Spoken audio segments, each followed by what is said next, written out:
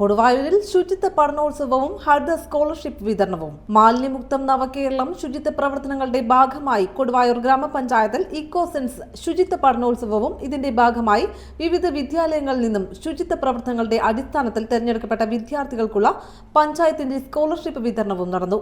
വിവിധ സ്കൂളുകളിലെ വിദ്യാർത്ഥികൾ അവർ മുഖേന ഏറ്റെടുത്തിട്ടുള്ള പ്രവർത്തനങ്ങൾ, പ്രോജക്ടുകൾ, കണ്ടെത്തലുകൾ, സാമൂഹിക തലത്തിലുള്ള ഇടപെടലുകൾ, പരീക്ഷണങ്ങൾ തുടങ്ങിയവ അവതരിപ്പിച്ചു. മികച്ച പ്രവർത്തനം കാഴ്ചവെച്ച വിദ്യാർത്ഥികൾക്കും വിദ്യാലയങ്ങൾക്കും പഞ്ചായത്തിന്റെ പ്രശംസാപത്രവും മൊമന്റോയും നൽകി.